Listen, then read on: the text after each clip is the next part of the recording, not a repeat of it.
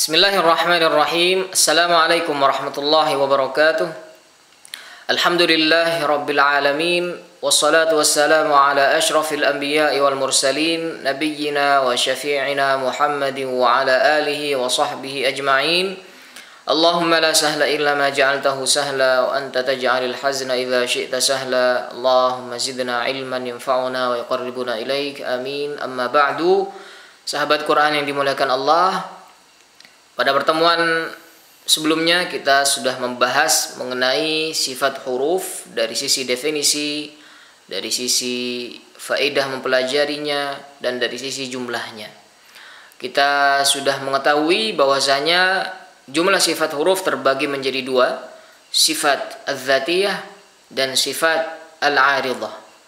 Sifat az-zatiyah ini adalah sifat yang melekat pada huruf, dan para ulama tajwid juga membahasakannya dengan hakul harf, haknya huruf.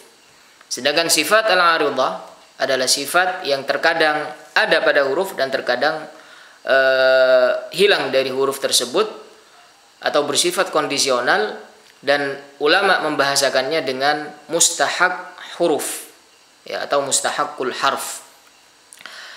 Pada pertemuan kali ini kita akan membahas mengenai sifat az-zatiyah atau sifat lazimah yang akan disebutkan oleh Al-Imam Ibnul Jazari pada bait-bait yang akan kami bacakan sebentar lagi. Baik, kami akan membacakan bait-bait mengenai sifat huruf yang akan kita kaji dalam pertemuan kali ini. Qala al-Imam al-Muhaqqiq Al-Imam Ibnul Jazari rahimahullahu ta'ala wa nafa'na bi'ilmihi fid darain amin. Sifatuha jahrun wa rikhwun mustafil, munfatihun musmatatun waddidda qul, mahmusuha fahathahu syakhsun sakat, syadiduha lafdhu ajid qatim bakat, wa baina rikhwin wasyadidi lin umar. Nah, di sini perlu kita jelaskan lagi bahwasanya sifat az-zatiyah, ya, sifat lazimah itu dibagi lagi menjadi dua. Sifat yang berlawanan dan sifat yang tidak berlawanan. Sifat yang berlawanan ada 5 sifat, ya, sehingga dengan lawannya menjadi 10 sifat. Kemudian sifat yang tidak berlawanan ada 7 sifat. Jadi jumlah sifat huruf yang lazimah yang disebutkan oleh Imam Ibnul Jazari ada 17 sifat. Nah, di sini beliau menyebutkan terlebih dahulu sifat yang berlawanan. Beliau mengatakan sifatuha, sifat huruf, ya, adalah sebagai berikut. Jahrun, yang pertama adalah jahr, warikhwun, yang kedua adalah rakhawah, mustafil, yang ketiga adalah istifal, munfatihun, yang keempat adalah infitah, musmatatun, dan yang kelima adalah ismat. Jadi ada 5 sifat yang berlawanan. Pertama, beliau menyebutkan terlebih dahulu jahr, rakhawah, istifal, infitah, dan ismat. Nanti pada bait berikutnya beliau akan menyebutkan lawan daripada sifat-sifat yang sudah beliau sebutkan tadi sesuai dengan susunan atau urutannya.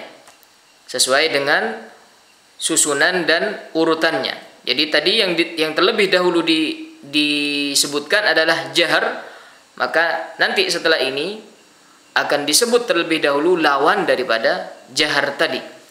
Makanya beliau mengatakan waddidda qul. Kata beliau, dan sebutkanlah lawan daripada sifat-sifat huruf yang sudah disebutkan. Beliau menyebutkan yang pertama, lawan pertama dari sifat pertama yang beliau sebutkan, yaitu jahr, maka lawannya adalah mahmusuha, yaitu sifat hams. Kemudian beliau menyebutkan huruf-huruf yang memiliki sifat hams. Apa saja huruf tersebut? Fahathahu syakhsun sakat.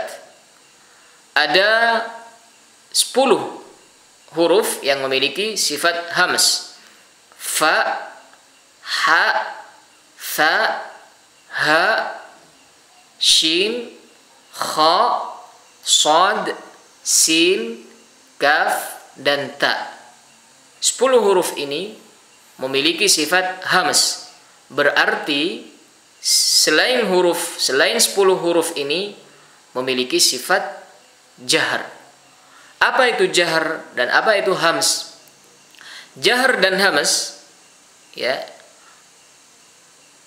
itu berkaitan erat dengan udara atau angin yang keluar ketika melafalkan huruf. Kalau jahar itu ketika melafalkan huruf angin tertahan. Angin atau desis atau udaranya tertahan. Jadi tidak ada angin ataupun desis yang keluar. Berbeda dengan hams. Ketika kita melafalkan huruf-huruf hams, maka angin atau udara mengalir dan keluar. Kita contohkan misalnya fa.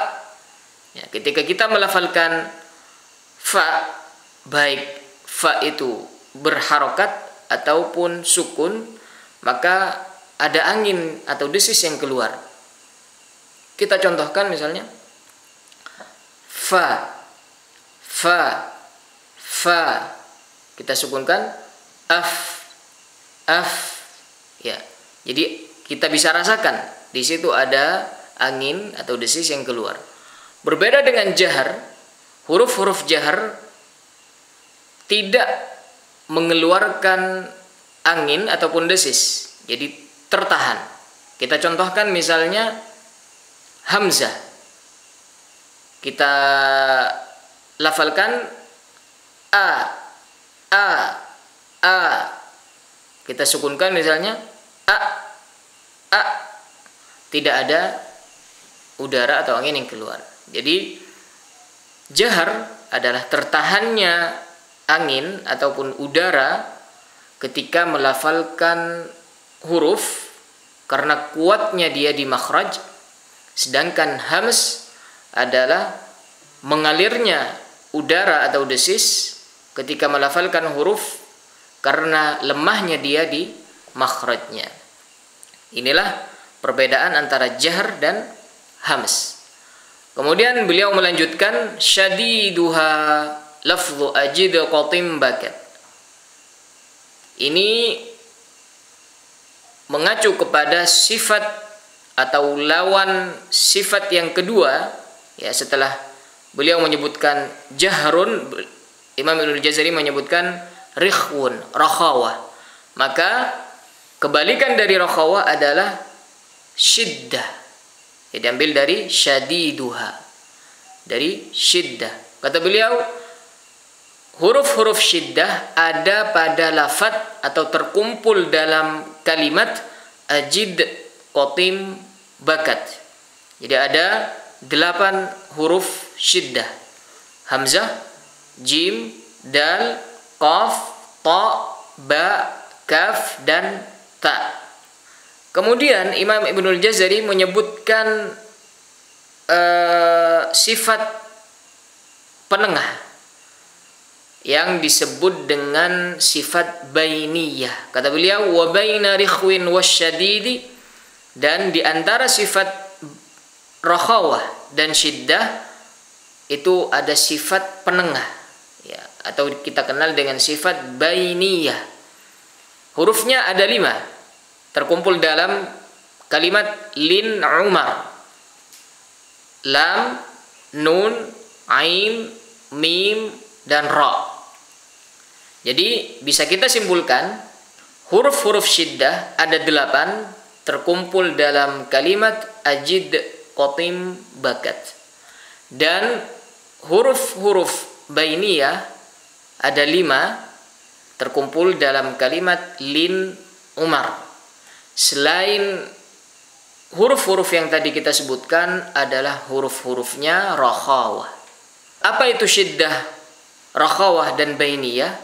Kalau sebelumnya pada hamas dan jahar itu berkaitan dengan angin ataupun desis yang keluar ataupun tertahan, maka pada syiddah, rakhawah, dan bainiyah itu berkaitan dengan suara. Berkaitan dengan suara.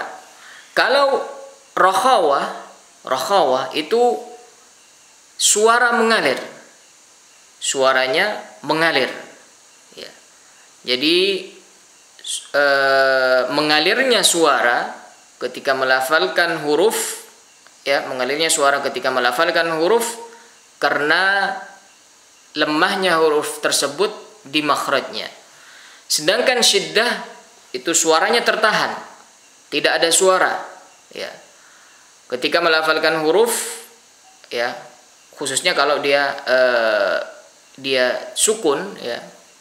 Ya, ini bisa kita lihat ketika sukun, jadi tertahan suaranya ketika melafalkan huruf-huruf syiddah karena kuat di makhrajnya. Sedangkan bainiyah adalah sifat tengah-tengah, tidak mengalir sekuat alirannya rakhawah dan tidak tertahan sekuat tertahannya di syiddah. Kita contohkan misalnya di syiddah ada huruf hamzah. Ketika kita lafalkan hamzah a, jadi langsung ke hurufnya ketika dia berharokat a. Begitu juga kalau sukun tidak ada suara a. Beda halnya dengan huruf-huruf rakhawah. Kita misalkan ha misalnya. Ya, ketika kita melafalkan ha yang berharokat, ini masih ada ancang-ancang. Ha, ya. Ha, tidak langsung ha, ya. Ha. Kemudian ketika disukunkan masih ada suaranya juga. Ah.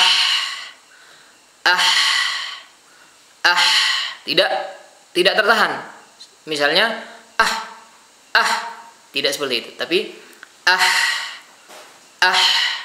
Adapun bainiyah itu tengah-tengah, ya, tidak tertahan. Ya, kita contohkan misalnya ain tidak tertahan, misalnya juga tidak terlalu keluar suaranya.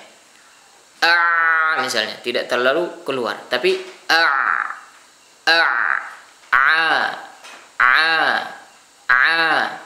gitu juga dengan ro, misalnya ro,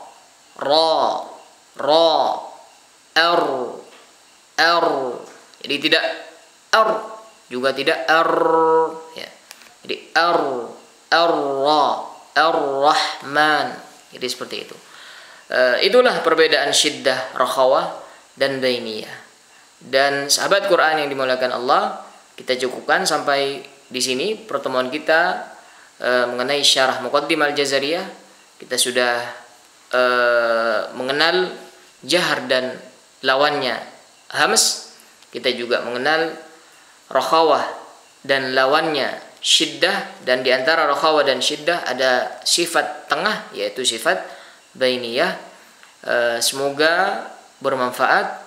Terima kasih atas segala perhatiannya. Mohon maaf atas segala kekhilafan. Wallahul muwaffiq. Wassalamualaikum warahmatullahi wabarakatuh.